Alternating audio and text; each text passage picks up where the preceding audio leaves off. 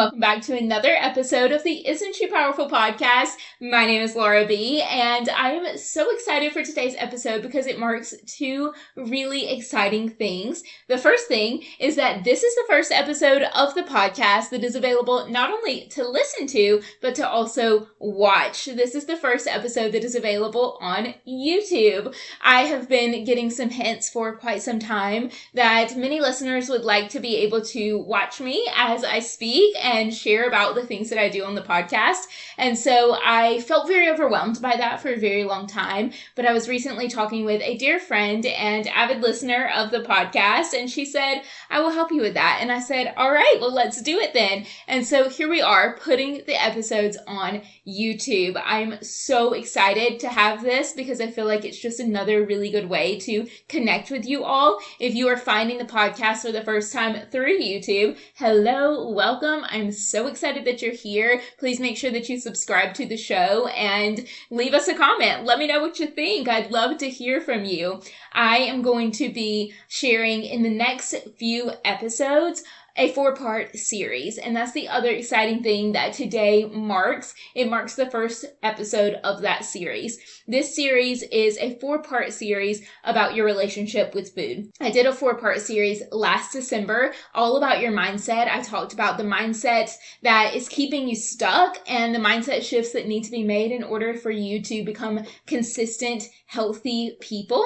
And this month I want to do something similar in a 4-part series about the reasons why your relationship with food is struggling and how you can begin taking action to have a healthier relationship with food. In this particular episode, I'm going to be sharing 5 things that you're likely overlooking when it comes to your relationship with food. It is really common that we don't actually even know what it means to have a healthy or unhealthy relationship with food. That's kind of a term that I feel is newer. Whenever I was in college, I have a very vivid memory I can share in just a couple of moments that should have been my sign. Like, Laura, girl, you got some things that are going on and you need to be working on this relationship with food. But I didn't even know that that was a thing.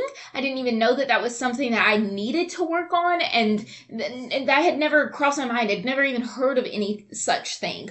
And so I ignored it. And that's a big, big problem, is so many of us ignore these little signs or don't even know that these little signs are little signs.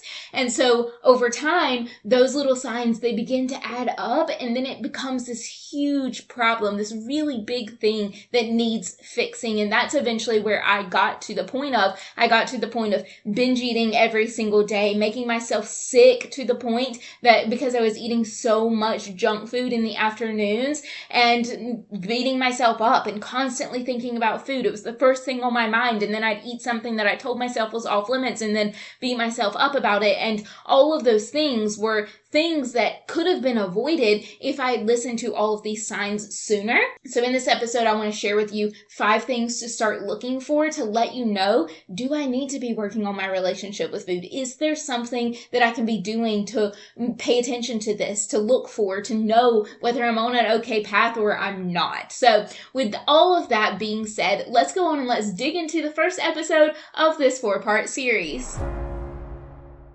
So before I dig into what does it mean to have an unhealthy relationship with food and what are the signs of that, let me give you a little quick brief breakdown of some of the signs that you have a healthy relationship with food. Number 1 is that food does not control all of your thoughts. You wake up in the mornings, you are going on about your day, you have some breakfast, you have lunch later on, and in between the times that you're eating, you aren't thinking about what your next meal is. You aren't all consumed with thoughts of food. You're thinking about your hobbies, you're thinking about your work and your relationships and whatever else you want to be thinking about, and instead of thinking about food. So that's number 1. If you don't spend the entire day thinking about food, you're doing good, girlfriend. Another thing is your choices that you make around food, they aren't tied to guilt or shame. You don't make these choices like to have a cookie or have a brownie and then immediately think, wow, I shouldn't have made that choice. I should have not eaten that. Instead, you're like, cool, ate a brownie, move on with my life. That's what we want. That's the relationship with food we want to have. Another one is that you trust yourself around all foods. You don't say, say, I can't even keep that in my house. That has to be off limits. That's not coming through the doors of my house, because if it's here, I'm going to eat it. And I can't control myself around that. If you don't have those thoughts and you're like, cool, I can have whatever I want in my house and I have complete control around it, I'm not feeling like it's constantly on my mind just because it's in the pantry, that's where we want to be. That's the relationship we want to have.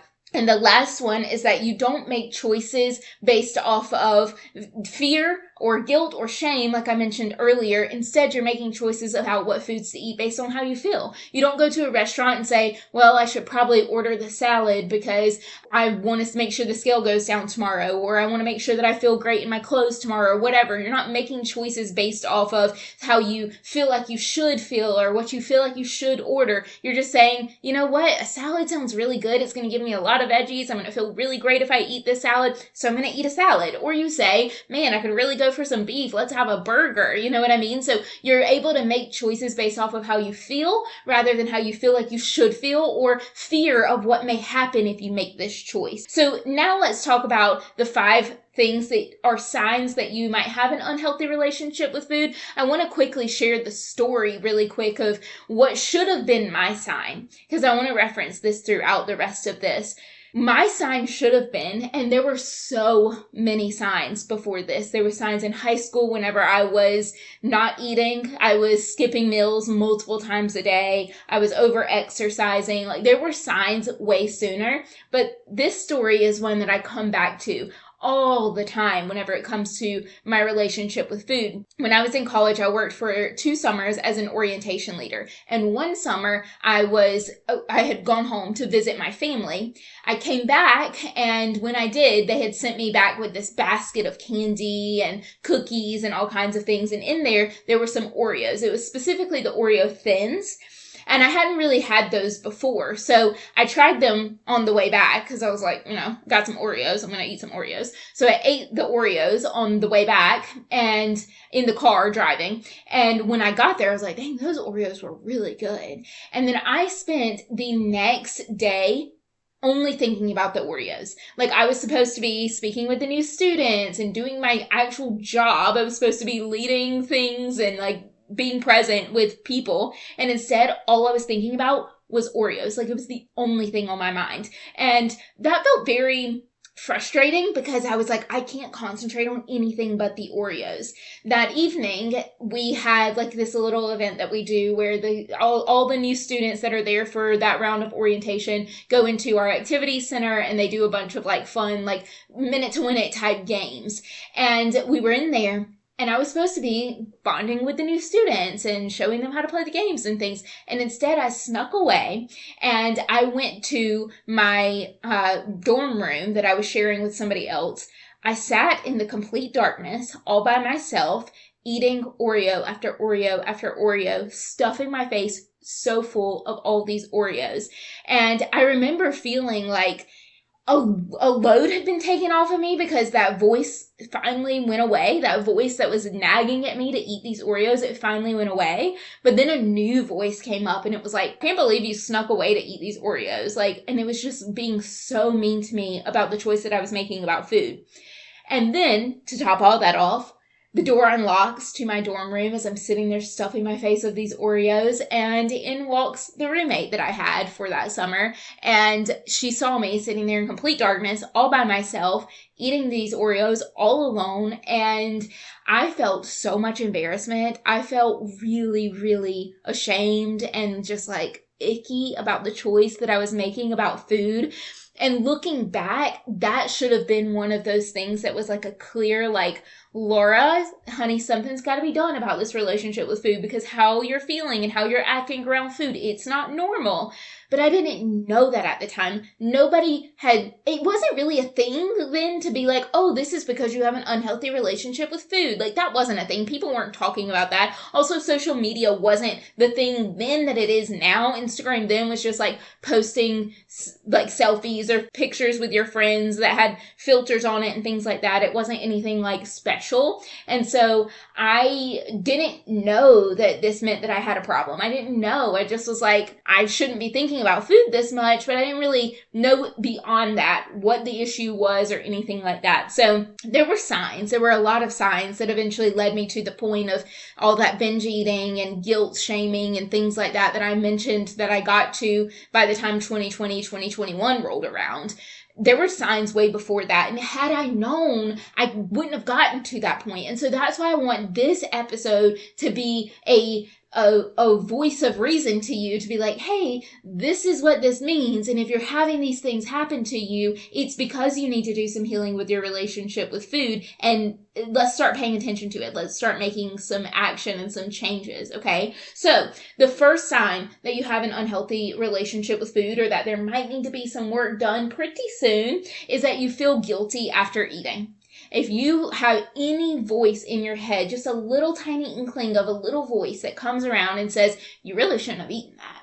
I can't believe you made that choice. Girl, what are you thinking? Can you imagine what the scale's going to say tomorrow? Or, I can't believe that you ate that with the way that those pants are fitting you lately. Like, if you have anything that is guilting you about the choices that you're making with your food, that is a sign that some relationship work needs to be done with food. So you might be hearing voices that say, you ruined everything. I can't believe this. You were doing so good on your diet, and now you're ruining it all. Okay. That's another thing that I want to mention when it comes to this is those voices in your head, they're making you feel like your moral value is attached to the food that you're eating. So you eat a salad, good job, you were so good today. Or you eat a cookie, oh my God, I can't believe you were so bad. And we believe that we have to be all good or all bad. And if we're all good, then doing one thing like eating an Oreo or eating a brownie or whatever it may be leads to making all bad choices. You can't be somewhere in the middle whenever we have this unhealthy relationship with food and this guilt shaming spiral that I'm speaking about right now. So I shouldn't have had that. I ruined everything. I'll just have to start over again tomorrow. That guilt is a learned response from all of these years of dieting that we've been on. I want you to think about all the different diets that you've been on. This diet over here tells you that fat is good for you. And this diet over here tells you you need to get low fat, fat-free everything because fat is bad for you. This diet tells you that carbs are great and carbs give you energy and carbs blah, blah, blah. This diet tells you that carbs are the enemy and carbs are bad for you and you don't need to be having carbs. So there's so many different types of diets and there's all these rules that we've been taught for so long. And all of those rules, all of those things that you've been doing for years and years, they have conditioned you to have this good versus bad morality with food and this guilt shaming spiral that you're in your head. It's not your fault that this is like this. It is a product of all of the diets that you've been on. And the way to heal it is by healing your relationship with food. It's not by starting another diet. It's not by doing a quick fix. It is by taking the time to really go inward and heal that relationship with food. The second sign that there's some work that needs to be done with your relationship with food is that you think about food constantly. It is always on your mind. And that's what I was mentioning before with the Oreos. It's like you wake up in the morning and your first thought is, what are we going to be eating today? What is the food that's going to go in my mouth today? What am I going to have for breakfast? And while you're having breakfast, you're thinking about lunch. And while you're having lunch, you're thinking about dinner and you're thinking about snacks in between. And food is always on your mind. Or food is always on your mind, but in the opposite way. You wake up in the morning and you're like, oh, I can't eat that today. We do not need to eat that today. Then you have it that day. Of course you do, because it's on your mind. And so you're going to end up having it that day, or you're going to end up having it the next day because it's not going to stay away forever because you're thinking about it so much. So you end up having that food and then you're like, okay, tomorrow we are not having this food. And all we are thinking about is the foods that you cannot have. So if you have these spirals of, no, can't eat that, or yes, I gotta eat this, and you're always thinking about food, that is not something that is normal and not a sign of a healthy relationship with food. It's a sign that there is some work that needs to be done, and probably a sign that there's some restriction that has been done before and some scarcity around food. I know for me personally, all of these years of, Laura, you can't have this, you don't need to eat this, led me to believing that the more that I could restrict, the better. The more that I could cut out the junk food, the more that I could cut out the sugar, the more that I could cut out the carbs and the this and the that, the more I could cut out, the healthier that I would be. And that is not the truth. That has only led me to having an unhealthy relationship with food. So if you feel like I've got to cut this out, and you're having those restrictive thoughts all the time, that's another sign that some things need to be done with that relationship with food. Now, the next sign is that you swing between being good and falling off track. And I mentioned this a little bit earlier, but if you're always, it feels like on this pendulum of swinging from, wow, I'm being so good to, oh my God, I'm so off track. And you never like just gently meeting in the middle. It's always one extreme or the other. That is definitely a sign that some work needs to be done with your relationship with food. So this could look like you being great all week long. Monday through Friday, you eat great. And then Friday night rolls around, you got dinner with friends, you're going to get drinks and apps and all the things. You're going to stay out late, you're going to never drink any water. And that leads to a weekend of binge eating and a weekend of being completely off track until eventually Monday starts again and you're beating yourself up saying, we got to get back on track. We got to do better than this. This isn't okay. And so do you see how so many of these are connected to each other? They're not just this one thing is happening, but when one of these is happening, multiple of these things are happening all at once. And all of these things together are showing you that there's some work that has to be done with your relationship with food. Sign number 4. You don't trust yourself around certain foods. And I've already mentioned it, but if you feel like you can't keep certain foods in your house, because if you have them there, then you're going to eat them and you shouldn't be eating them because they're bad. If you feel that, then you definitely need to do some work with your relationship with food. I thought for a really long time, whenever I was in my relationship with food got really bad during my weight loss journey. I had been losing weight for a while, and then it was to the point where I was like, I need to get this little last bit of weight off to reach my goal weight. And that was when my relationship with food really tanked. And around that same time, I was feeling like I wanted to kind of turn this into a career and make being healthy my job, and helping other people achieve their health goals was also going to be part of that, right? And so I thought for a really long time that if I quit my job as a teacher and started working for myself and working at home, that the pantry would be so tempting to me. I thought that there was no way I was going to be able to control myself around all the food in the pantry and in the refrigerator and all the things that I would have access to because I was here all the time.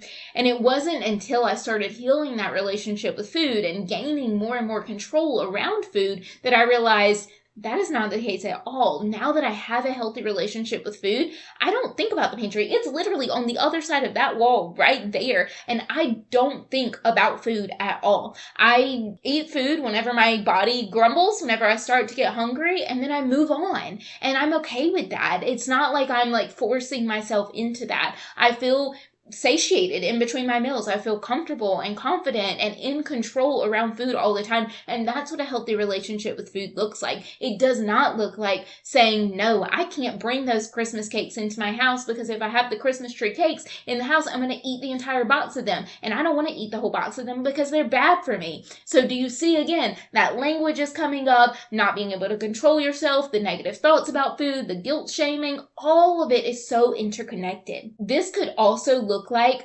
portioning out the right amount of foods and not feeling like you can go over that portion amount. So like, for example, you get some potato chips from the grocery store and you literally count out 15 of them. You put them in a bowl and then that's your snack. If you feel like you can't control yourself to, and I'm not saying eat out of the bag, but I'm saying to put some in a bowl. I still believe that putting it in the bowl is the right action here. So you're going to get the bag, open it up, put some in a bowl, but you don't have to count them out. You can just put some in a bowl and trust yourself to know this is the amount that's going to satisfy me. This is the amount that's going to feel good. And if there's too many there, I know myself and I know whenever I can stop. I know that my limits and I know what's going to feel good for me. And I trust myself to be able to stop eating whenever I start to feel that pull of being full, right? So not being able to keep trigger foods in your house is a really good example of this, but also not being able to portion things out unless you count it out, or not feeling like you have control over yourself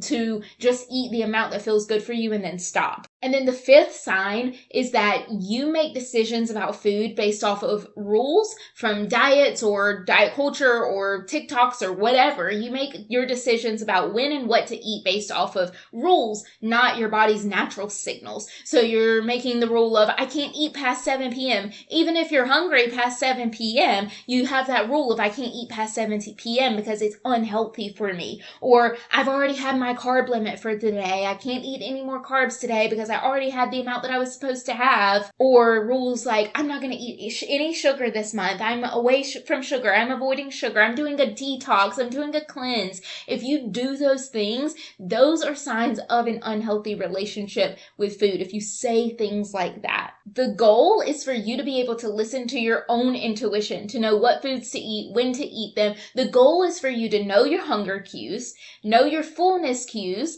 and be able to be in control around food enough to eat when you're hungry and stop eating when you're full. It doesn't have to be rules. There is no external factor telling you when and what to eat and how to eat it. It is all internal. It is all about what you feel, how you feel, and when you feel it. That is the ultimate goal and what it should look like if you have a healthy relationship with food. There are times whenever I have my lunch and then 3 hours later, I'm hungry again for a snack in the afternoons. And I don't beat myself up and say, Laura, you shouldn't have had this. You just had lunch 3 hours ago. Why are you hungry again? Instead, I'm just like, oh, my body's telling me that it's hungry again. Let me go have a small snack.